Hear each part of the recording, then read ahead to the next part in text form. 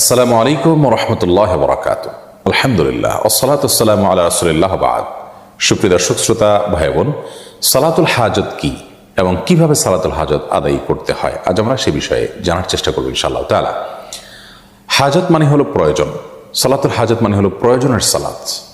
এমন কোনো মানুষ পৃথিবীতে নেই যার কোনো চাওয়া, যার কোনো বিশেষ প্রয়োজন নেই। মূলত বিশেষ কোনো প্রয়োজন, বিশেষ কোনো ইস্যু, বিশেষ কোনো গুরুত্বপূর্ণ চাওয়াকে সামনে রেখে সেটি বিষয়ে আল্লাহ তাআলার কাছে আবেদন নিবেদন করার জন্য, দোয়া করার জন্য যে সালাত আদায় করা হয় সেটাকে বলা হয় সালাতুল হাজত।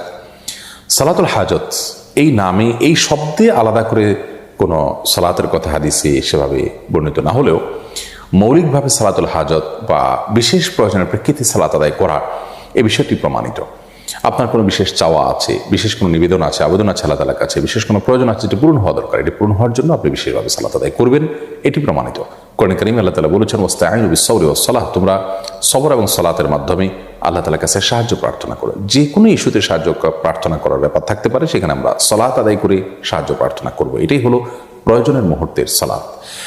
আর নবী করিম সাল্লাল্লাহু আলাইহি ওয়াসাল্লাম সম্পর্কে আবু দাউদে বর্ণিত হয়েছে কানাইদা হাজাবাহু আমরুন ফাসাল্লাহ, অন্য বর্ণনা আছে কানাইদা হাজাবাহু আমরুন ফাজা ইলা সালাহ, অর্থাৎ নবী করিম সাল্লাল্লাহু আলাইহি ওয়াসাল্লামের জীবনে গুরুত্বপূর্ণ কোনো ইস্যু, কোনো প্রয়োজন, কোনো সমস্যা তার সামনে এসে পড়লে তিনি সাথে সাথে সালাতে দাঁড়িয়ে যেতেন। সালাতের মাধ্যমে আল্লাহ তাআলার কাছে আশ্রয় প্রার্থনা করতেন, প্রয়োজন পূরণের জন্য দোয়া করতেন। বিশ্ববিখ্যাত মুহাদ্দিস মোল্লা আলী কারি রাহিমাহুল্লাহ তিনি বলেছেন যে এই সালাত যে নবী সাল্লাল্লাহু আলাইহি ওয়াসাল্লাম প্রয়োজন হলে সালাতে দাঁড়িয়ে যেতেন, এটা কি সালাতুল হাজত বলা যেতে পারে, অর্থাৎ প্রয়োজনের মুহূর্তের সালাত এটাই, যেহেতু এটার বিশেষ কোনো কাইফিয়ত বা পদ্ধতি বা বিশেষ কোনো সময় ঠিক করা নেই, যে কোনো সময় এটি পড়া যেতে পারে। যদিও সালাতুল হাজতের একটি আলাদা ফরম্যাট বা ভিন্নতর একটা ফরম্যাটের কথা তিরমিজির একটি বর্ণনা বর্ণিত হয়েছে, সেই বর্ণনাটি মুহাদ্দিসদের মূল্যায়ন, অনেক মুহাদ্দিসদের মূল্যায়ন অনুযায়ী সেটি সহিহ বা বিশুদ্ধ বর্ণিত নয়, বরং সেটি সনদ নিয়ে অনেকে আপত্তি তুলেছেন, সেটিকে দুর্বল বলে বলেছেন। তো সেই বিশেষ পদ্ধতিটা যেটি ওই দুর্বল হাদিসে বর্ণিত হয়েছে সেটা আমরা জানিয়ে রাখছি। সেটি হলো এরকম যে আপনি কোনো প্রয়োজন পূরণের জন্য সুন্দর করে উত্তম রূপে ওযু করে এরপর 2 রাকাত সালাত আদায় করে তারপর আল্লাহ তাআলা প্রশংসা করে নবী সাল্লাল্লাহু আলাইহি ওয়াসাল্লামের দরুদ পাঠ করার পর একটি দোয়া পেশ করবেন। দোয়াটি হলো লা ইলাহা ইল্লাল্লাহুল হালিমুল কারীম সুবহানাল্লাহি রাব্বিল আরশিল আযীম আলহামদুলিল্লাহি রাব্বিল আলামিন আসআলুকা মুজিবাত রাহমাতিক ওয়া আযাইমা মাগফিরাতিক ওয়াল গনিমাতা মিন কুল্লি বির ওয়াস সালামাতা মিন কুল্লি ইথম লা তাদা লানা যামবান ইল্লা গফারতাহ ওয়া লা হাম্মান ইল্লা ফাররাজতাহ ওয়া লা হাজাতান হিয়া লাকা রিদান ইল্লা কাদাইতাহা ইয়া আরহামার রাহিমিন। এই দোয়াটি শব্দের কিছুটা হেরফের সহকারে ভিন্নতরভাবেও বর্ণিত হয়েছে, মূল জিনিস একই, যে কোনটা পড়লেই মূল উদ্দেশ্য হাসিল হতে পারে। দোয়াটির অর্থটা খুব চমৎকার। সেটি হলো আল্লাহ ছাড়া সত্যিকারের কোনো মাবুদ নেই, যিনি হালিম, যিনি কারীম, যিনি মহাধৈর্যশীল, যিনি মহাকরুণার অধিকারী।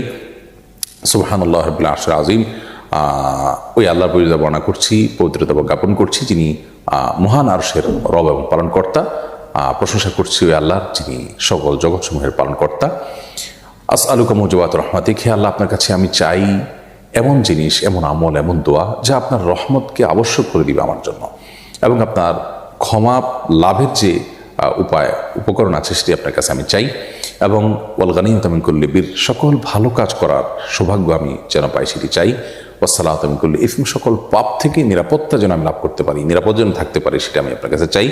লা তাদা লানা যামবান ইল্লা গফারতাহ, আল্লাহ আমার এমন কোনো পাপ যেন না থাকে যা আপনি মাফ করেননি, ক্ষমা করেননি, অর্থাৎ সব গুনাহ আপনি মাফ করে দিন। ওয়ালা হাম্মান ইল্লা ফাররাজতাহ, এবং এমন কোনো পেরেশানি যেন আমার না থাকে যা আপনি দূর করে দেননি, অর্থাৎ সব পেরেশানি দূর করে দিন।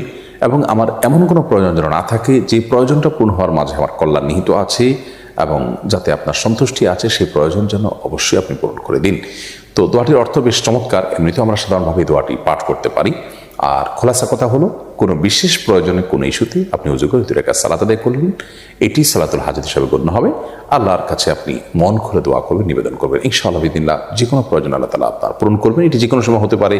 আর দোয়া কবুলের সময়গুলোতে বিশেষ গুরুত্বের সাথে এগুলো করা উত্তম। এই ধরনের দোয়া সালাত আদায় করা এবং দোয়া পেশ করা উত্তম, যেমন ভোর রাত এবং দোয়া কবুলের যে আরও সময়গুলো আছে সে সময়গুলোতে। আল্লাহ রাব্বুল আলামিন সব ক্ষেত্রে আমাদেরকে নবী করিম সাল্লাল্লাহু আলাইহি ওয়াসাল্লামের সুন্নাহ অনুসরণ করার তৌফিক দান করুন। আসসালামু আলাইকুম ওয়া রাহমাতুল্লাহি ওয়া বারাকাতুহু।